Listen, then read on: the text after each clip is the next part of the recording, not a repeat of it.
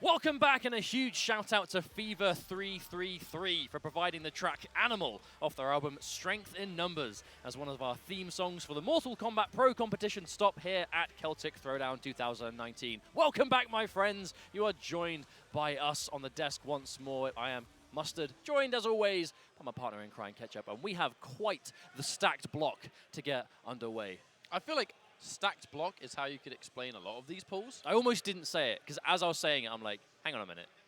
So everything is in European Mortal Kombat tournaments, we have less players than North America, but the concentration of players that are very, very good, I think, is more concentrated. And or at the very least, players that they play a lot of MK, right? Like, this is the game they're here to play. So there's a lot of matches that happened early on where you're like, okay, so that's a killer match, by Europe versus Europe in general. And I think today it's been quite good. The results have been expected, as expected, honestly. I guess that's kind of where we're at with pools now.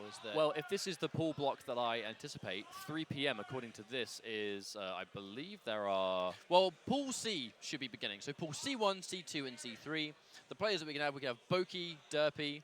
Kill Sage is in Pool C1, but obviously I know he's here for Dragon Ball. We have Boki, Gur, Heroes, NZ, Derpy, Rewind, Biohazard, Dalphinate, Irish Mantis, Sonic Fox, Do Basic, Baylite, Orp. Like, the names just keep going on and on and on as, like, at least in the European side, like, recognizable names that are, like, players that you know.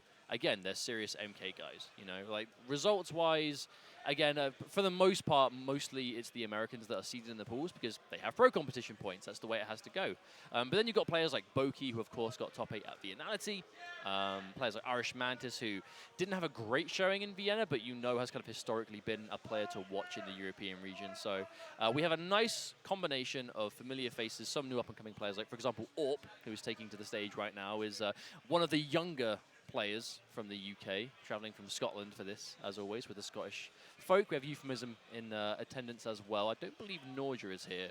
No, Nausea but Rusty is. Nausea was meant to be, but he couldn't at the last minute. He had to pull out for real-life reasons, as sometimes can happen. Real life is the killer of video games. But we're getting our first match of pools up pretty much as soon as possible, I believe. Who is going up next, I think, remains to be seen. I would have to check the pools, but I think we're about to find out anyway. Well, let's talk a bit about matches we've seen so far then. Yes. So we know, of course, we've seen winners of the pool so far. Foxy Grandpa won his pool. Nubcakes lost in winners finals, but of course, due to the pool structure, has managed to get out on the upper side anyway, despite being losers now. Obviously, being the second one from up there will give him a little bit of an edge. Moving forward, we've seen Video Games Yo managed to do well as well. He lost to Dragon, but in a close 2 games, there were 2 round 3s, lower life bars, like a very good set all around, managing to get out. It was Majin Weeaboo was able to defeat Undead Jim and Mr. 5000 to get out of his pool on the loser side. Zarakamaka falling to Dizzy, but making it out of pools on the loser side by beating the Matter. And Hayate doing well for himself as well. Dizzy beating Honeybee, but I believe as the winners finals, Honeybee is out as well, as in out of pools, not as in like eliminated from the tournament. So a lot of the names you would expect to see. We've had some really nice treats, obviously, to watch things like, for example, Video Games, Shao Kahn. Yamini, I'm not sure how far Yamini got, actually. I want to have a look at that. I know he was defeated by Nivek. Yes, Nivek in winner's side. But so Yamini may have made it out on loser's side, but I guess we'll have to consult the brackets. But there's a lot of players in these brackets that you're kind of like, oh, goddamn. How stacked is a top 24 going to be this part of the world? But I mean, we are going to be seeing players like Gur, which is... so Happy Pal got out of his pool on the loser's side. He managed to defeat Facile to do so. But I know that we have players like Rewind in attendance, who I would say needs the points really badly, but he did obviously win. Rewind is in NA West. Yeah, Rewind is in an interesting point where early on in the major events he was going to, it's actually like Mr. Aquaman and I were talking about. He had poor results by his very high standards, right? Like, he wasn't getting the top 16s, the top 8s, like the big points territory that we would probably maybe have expected. Was that? Surely not. Nah, I think maybe they were just messing with us. Well, I know Canepa plays Devora. Canepa is a pretty staple Irish player when it comes to NRS. I mean, you've always seen, whenever there's a local going on, or there'll be some sort of Celtic Throwdown, he's always there, always there. Now, I see. Shao Kahn coaching brigade. I get it. Video Games, helping out. the fellow Shao Kahn brother. But of course, you know, again, like Rewind, he wasn't having an amazing showing with points until he won NA Online. And from there to here, he's looking at a good spot to do well for himself. As we go into this button check, it's going to be Get Nished versus Canepa. Now, Canepa was a Cabal player, has been playing, I believe he was playing a bit of Devora before the patch, but has kind of gone straight up fully to Devora from the patch now. Of course, this isn't the first time we've seen Devora today. Honeybee did use Devora to defeat Jinty on stream a little bit ago, which was looking good. But Devora, I expect we'll see a lot more of this character as we go through the day, as Sonic Fox is saying he's going to be using Buzz later on, which would be really, really interesting to see, considering Arachnophobia is pretty much the majority variation we see used now. Fox is a believer in Buzz, and I'm pretty sure his whole mission of Celtic Throwdown is to actually prove that she's a really, really good variation. I mean, if anyone's going to do that. Fox is right up there on the list to be able to make it work, but Shao Kahn and Devora is not a matchup we would have expected to see beforehand, but as the patch has been very kind to a number of characters, these are two characters that received numerous changes for the better, absolutely helping them in the realm of viability. Devora especially. Devora was like, in my personal opinion, may as well have not have been in the game before. Like, she was you were not a believer. No, like she was fun. Like she was cool. Like, you can win games online with her. I was like, sure, but she just wasn't worth playing in a competitive sense, right? She lacked so much basic stuff that you needed to be a threat that she now has. Shao Kahn was, I've always kind of felt Shao Kahn and Frost are in the same boat in terms of like, neither of them were really trash before, but they're both like super solid now. Now the thing is, Shao Kahn in particular, what he does now, he does even better thanks to damage. What lets him down is matchups. Arachnophobia Devora, I wonder how well you could zone out Shao Kahn, because she's got a very dry demeanor. No, she's got a lot of tools to play dry and reserved. She can be. And against Shao Kahn, that's normally how you beat him. You know, you don't let him get close. However, I'm looking at that green hammer, and I know the damage that can come from that. Oh, we're going to see it. Oh, no. Canepa with the breakaway. Just to give the Canepa the standing one, actually completely whiffed, unfortunately. Canepa a little bit late. Surprised that Nish didn't confirm into down back 3 a bit earlier. You know, just to get the annihilation crushing blow. But he's giving himself that little bit extra time, perhaps, for Canepa to get a nice opportunity here. No, drops the combo. That's unfortunate. There's the plus frames, respect it, but the string connects. Oh, Canepa, I like the way he's playing this so far. He's keeping it really simple. Big hit confirm. But I feel like against Shao Kahn, you kind of have to do that, don't you? You know, this is a character that wants to get in and establish the threat of his buttons. Ooh. Devora, thankfully, can play extremely dry versus this character, and Canepa not interested in letting him anywhere near it. Now there are the bugs. Crushing blow becomes a threat, especially at this health. Well, the amount of bugs on him. Oh, speaking of which, that's max damage. Oh. That must have been a bug short. Can't it go to 37, I'm pretty sure? Maybe. I'm sure I saw 5 on him. Maybe 5 is not the max. Maybe I am incorrect. Oh, the little extension. This has just not been a great opportunity for Get Nished, as almost every single time he tried to press a button, he was either trading or just losing out clean. Canepa looking good. Looking strong. Of course, video games, yo. Maybe the only other Shao Kahn player in attendance here. Yeah. But I mean, Shao Kahn, he has this, always going to have this issue where what he does well. However, he can get zoned out. And that's his biggest weakness. There are some characters out there that just simply... But in fact, there's no reason to be zoned out by the Devora bug, though. You know, I feel like Get Nished is just showing a little bit too much respect to the keep away. No, I agree. I think he should be a bit more assertive too, but... It's down 4. More down 4. Low profile, that character. You know, Devora, she can be quite vulnerable to being low profile. Forward 2 is a great mid, but it's quite slow still. And yep, knocked down. Uh-oh. Scary times. I'm genuinely surprised we didn't see a down forward 2 there, you know. For the crushing blow into round win. Well, as good of an anti-air as it is, at the end of the day, you can't turn around the fact that, I mean, Shao Kahn's jump kick is like Baraka levels of really strong, but won't matter. He's getting this, tries to go for the wake-up fatal blow, didn't work out, keeps the resource, but loses a round. Now he's 1 life far away. Another hit confirmed. This could be a corner combo. He's going to do a little bit more. Close one, jump kick, and then breakaway. Has to do it. Cannot give Devora that strength of restand in that position in the corner. It's not something you should let happen. And here comes another grab. Ouch. Crushing blow, boys. Oh, that could have been a crushing blow, and I thought for sure we were going to see it. I mean, obviously that instant jump 3, I think it was a fumbled wake-up attempt. Oh, no. Get back.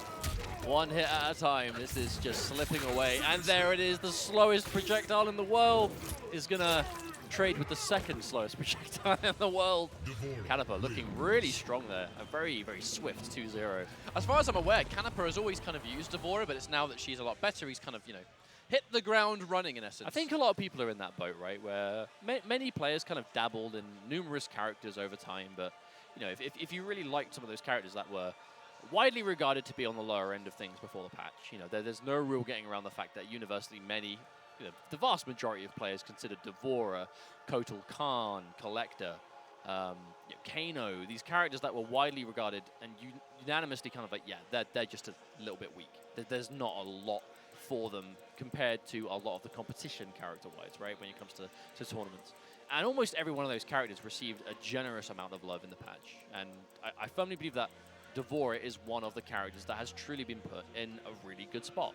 She doesn't seem to be kind of overwhelmingly dominant compared to a lot of the other characters that we've seen in the game, like whether she has the avenue of possibilities of cheapness setups and some of the set play stuff that we've seen Sonic Fox doing on his streams, for example, but he's the only one that's doing that, you know, and it's doing it online. But that's where it comes back to what you said when, you know, Sonic Fox is potentially going to be able to prove the world that, okay, yes, Devora is very scary and buzzed, and this is why. But at the same time, she's just one of many buff characters. You know, Shao Kahn got a lot of love, Frost got a lot of love, Collector did, and we're not really seeing him have the same level of the Collector's situation to me is that Collector, what a lot of these buffs have done, for the most part, there are some exceptions, but what the buffs have done for some of the lesser used characters is their weaknesses kind of remain. They can just do something better. Collector will still suffer from not amazing like speed of the buttons, but at least when Collector finally hits you, he isn't stuck to doing just unbreakable damage because there is no alternative. Now he actually hits hard when he hits you. And it's like, that seems to be running true with a lot of characters, that their game plan is still there. Shao Kahn is another one of those characters. We can see Irish Madness stepping up to the plate, and he definitely is a showstopper man. And he's been always kind of known for labbing and finding high execution optimal combos and stuff like that. But the thing about Irish Madness, he's always a slow starter. He never is successful day one. It takes almost a year. It takes the progression of tournaments for him to find his footing. And in year 2, he's become quite an animal. That happened in MKX. It happened in Injustice 2. And it is starting to happen in MK11, where online, Madness's cage has been putting in a ton of work. But the thing is with Irish Madness is that we know he's a really solid player, but I feel like he is very inconsistent. He's entered a number of events. As, you know, the most notable one he entered was Venality.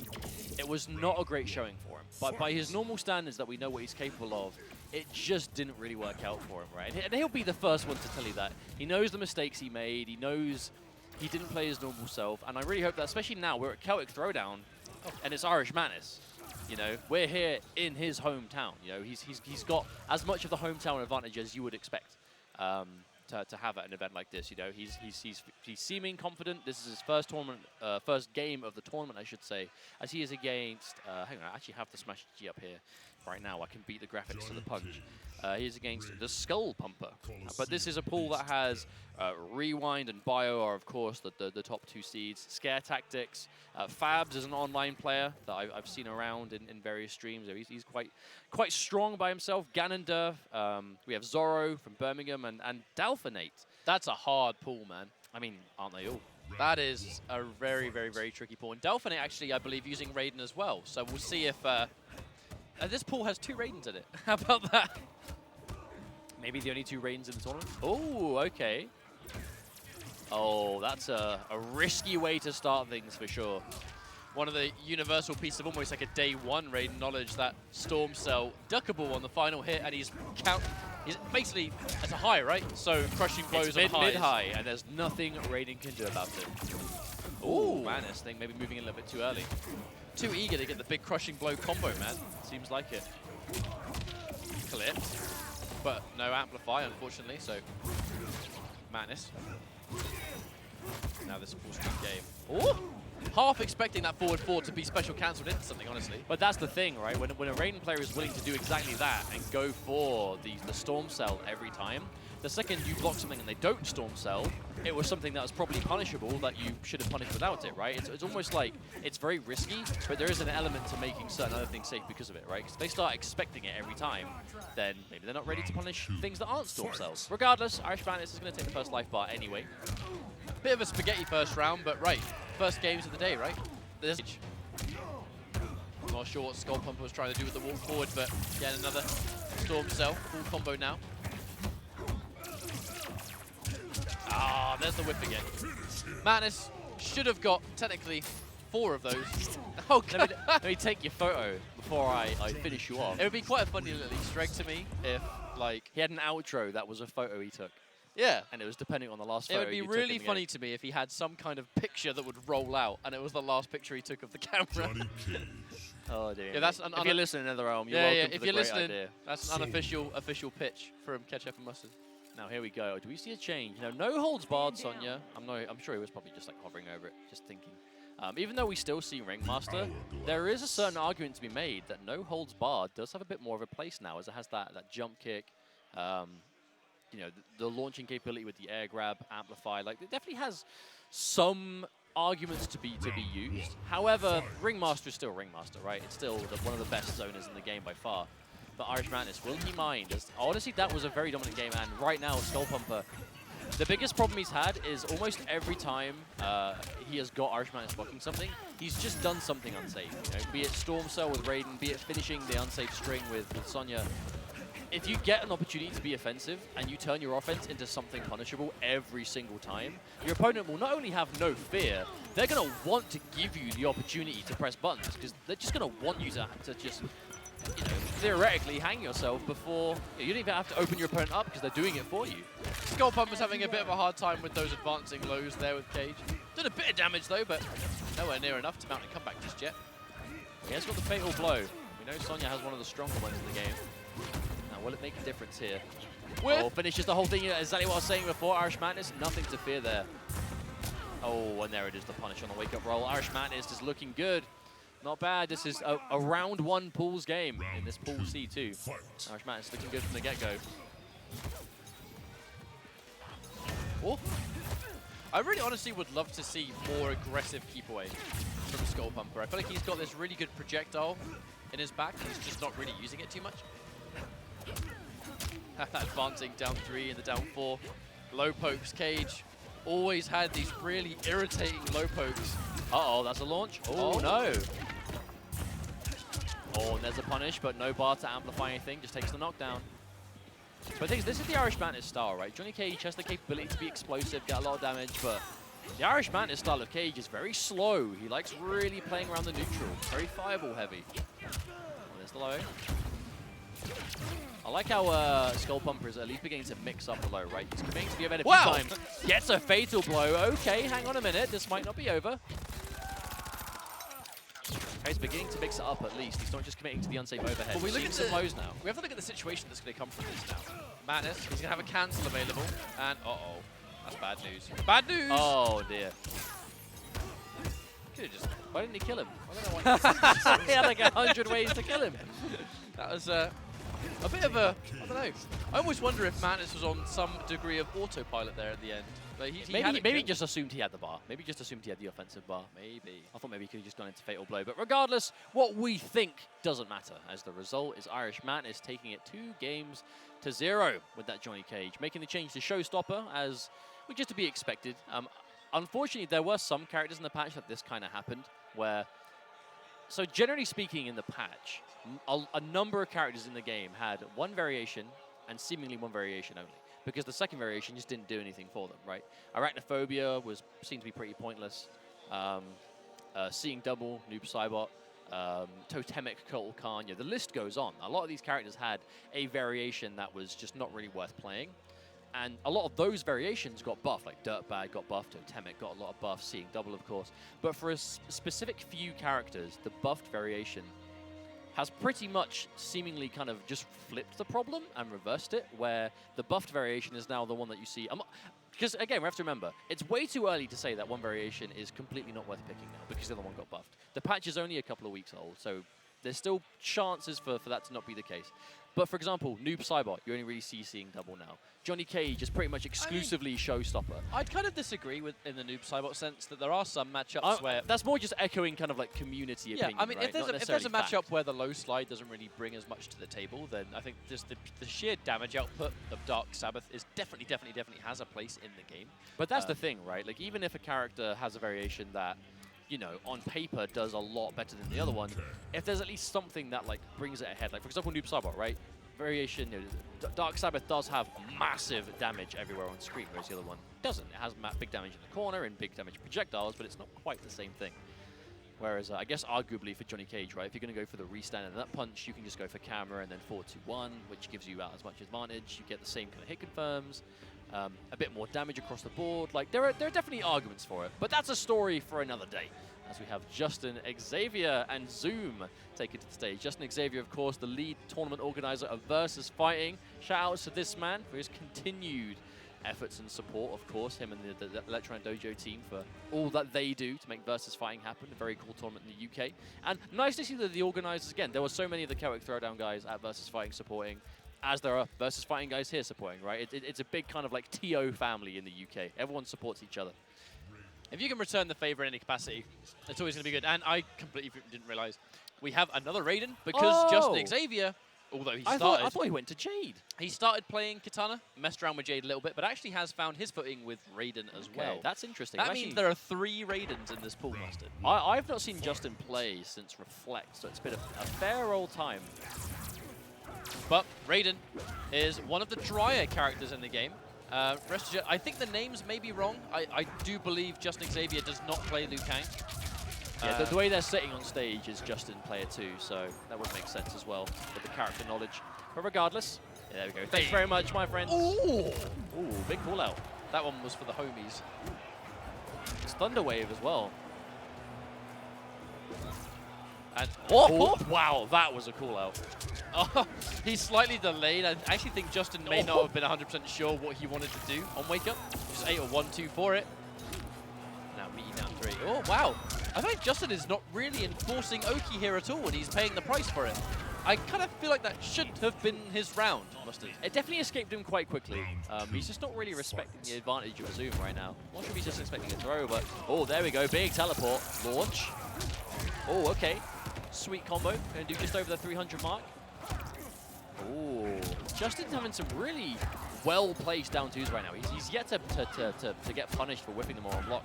It doesn't really matter too much. And obviously on hit, you're rewarded a big 140 damage. But another good teleport. Justin's timing on these teleports into full punishes are really good so far. Teleport's been a problem for Zoom at the moment, but honestly, it's... Depending on the teleport, it does cost Raiden some resources anyway, so to get if he does the far one, then it will cost him. But with the life lead, you can afford to spend some bar on it like that. Like there, just get out the corner, don't give Liu Kang the comeback potential. Because Liu Kang's comeback potential really relies on him having you in his kind of like pressure game. There's plus frames, there's a respect, looping them. Oh, big flawless block, but nothing for it. But Justin's going to take the fact that goes from plus to punishable. He's going to at least take some advantage there to stop Zoom in his tracks. Goes straight into the special cancelled Storm Cell. That's the kind of stuff that we're talking about. Justin get caught trying to end the combo and back 2. You can't end a corner combo and back 2 because it means you can meaty with back 3 or back 2 and Wake Up, an element of a launching 50-50. But obviously it didn't quite work out because the breakaway made him fully punishable. And it has started this entire sequence. He had it. Pain. Oh, that was really unfortunate. Yeah, there's the extra chip damage. I'd actually love using the nunchucks at the very end. I actually think I think he would have survived that too, because if he stand blocked, he would have his last breath would have taken the hit, and he would have been able to punish. But then the problem is you're then left at pretty much full screen against Liu Kang with no ability to absorb it. Almost whiff punish there, but not quite. Bit of an interesting matchup here. Now, Raiden is one of the drier characters in the game, but you have to get really good at just confirming into Electric Fly. You're not always going to have meter available to shock Storm Cell. So Raiden, his damage is sporadic. It's either here or there, really. Oh, Again, it looks like a lot of the games are going down this way for Justin. Justin has a huge lead, but it looks like the second Zoom gets in, Justin gets really uncomfortable. And now looking really good, and he gets the combo at the end as well.